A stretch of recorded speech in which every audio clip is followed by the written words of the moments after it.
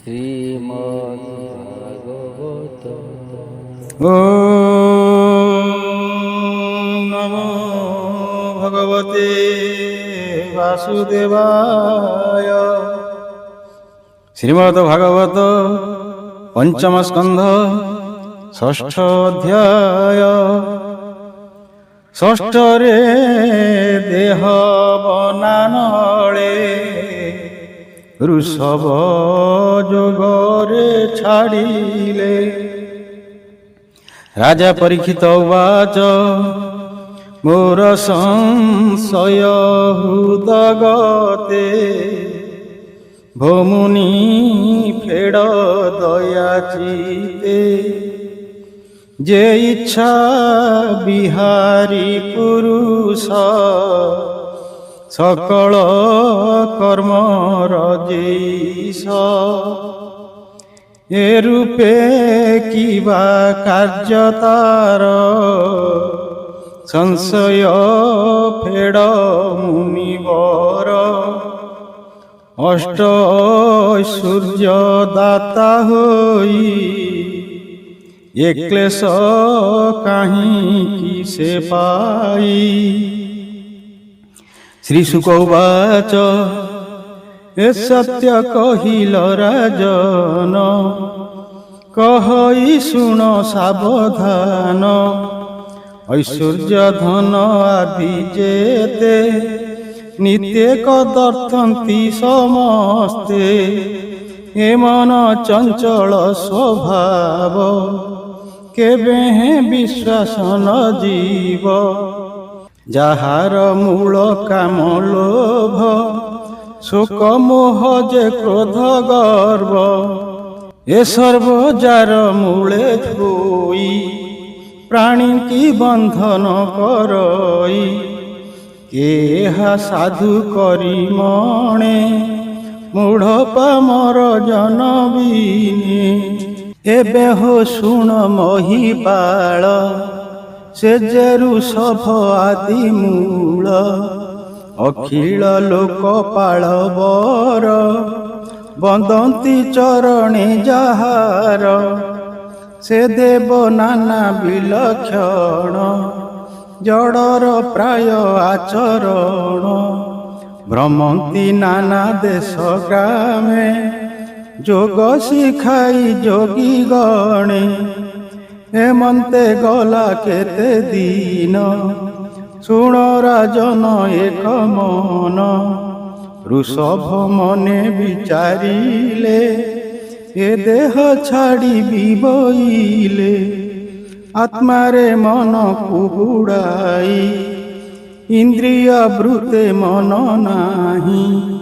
হেমন্ত মুক্ত লিঙ্গ রূপ হইলে ঈশ্বর স্বরূপ। মৃত্যুণ্ড প্রায় দেহ মণি স্বচ্ছন্দে বিহরিলে জ্ঞানী। দক্ষিণে কর্ণাট দেশরে মিলিলে কুটক গিরিরে। তহিঁরে উপবনে সেহি ବୋଲନ୍ତି ମୁକ୍ତ କେଶ ହୋଇ। ହେମନ୍ତେ ପବନ ବେଗରେ ଅଗ୍ନି ଜଳିଲା ଅତି ଖରେ। ବନସ୍ଥ ବୃକ୍ଷ ଜୀବମାନ ଶୀଘ୍ର ସେ କରଇ ଦହନ। ସେ ଜଡ଼ ରୂପ ଯୋଗେଶ୍ୱର ପଶିଲେ ଅଗ୍ନିର ଭିତର। ଅନଳ ତେଜ ଅତି ଖର ଦହିଲା ତାହାଙ୍କ ଶରୀର। କଳି ଯୁଗରେ ନରନାଥ ଏ ଯେ ଋଷଭ ଦେବ ପଥ। ନ ବୁଝି ପାଷାଣ୍ଡ ବହୁତ ବାହ୍ୟ ଆଚାରେ ଅବଧୂତ। ଶୌଚ ପବିତ୍ର ଦୂର କରି ଦେବତା ନିନ୍ଦାକୁ ଆଚରି। କଳିର ଆଚାର ଯେ ସନ ତହିଁରେ ହୋଇ ମତି ଭ୍ରମ। ଦେବ ବ୍ରାହ୍ମଣ ପିତୃଗଣ ନିନ୍ଦା କରିବେ ଅନୁକ୍ଷଣ। ସୁକର୍ମ ପଥକୁ ଛାଡ଼ିବେ କୁମାର୍ଗ ମାନ ଆବୋରିବେ। ଶୁଣ କହିବାନୁପବର ଏ ଯେ ଋଷଭ ଅବତାର। ରଜଗୁଣରେ ଜାତ ଯେତେ ତାହାଙ୍କ କୈବଲ୍ୟ ଅର୍ଥେ। ତାହାଙ୍କ ଗୁଣ ଏ ସଂସାରେ ଗାୟନ କରୁଛନ୍ତି ନରେ। ଶପଥ ସିନ୍ଧୁ ମଧ୍ୟେ ଥାଇ ଦୀପ ବରଷ ଯେତେ ହୋଇ। ଭାରତ ବର୍ଷ ତହିଁ ଧନ୍ୟ ଯହିଁରେ ଜନ୍ମି ପ୍ରାଣୀମାନ।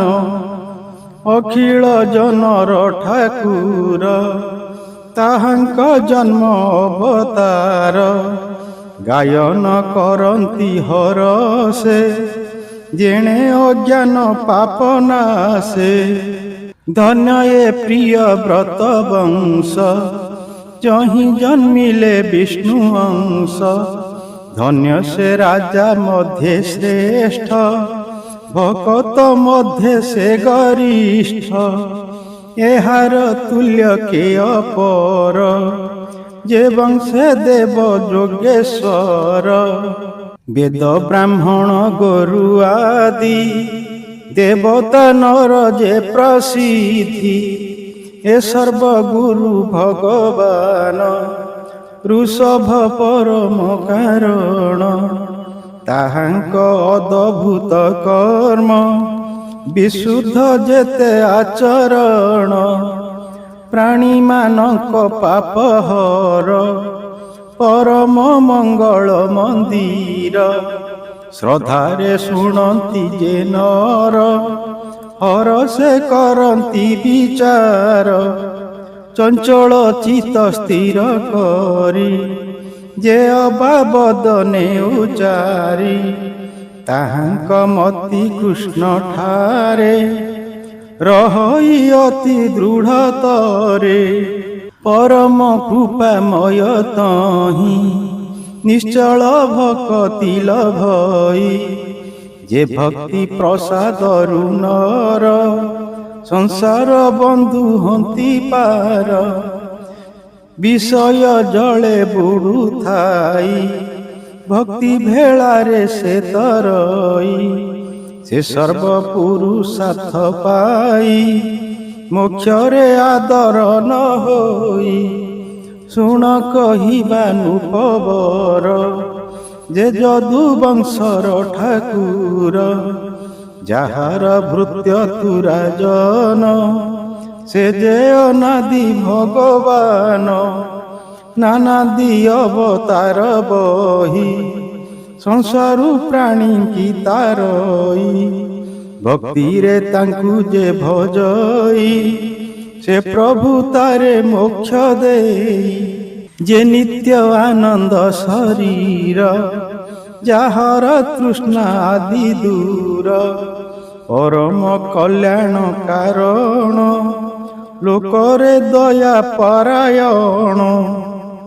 ସେ ଯେ ଋଷଭ ଯୋଗେଶ୍ୱର ତାହାଙ୍କୁ ମୋର ନମସ୍କାର। କହଇ ଦାସ ଜଗନ୍ନାଥ ଭାଷା ପ୍ରବନ୍ଧେ ଭାଗବତ। ସେ ପ୍ରଭୁ ଋଷଭ ଚରଣେ ମୋ ମନ ରହୁ ଅନୁକ୍ଷଣେ।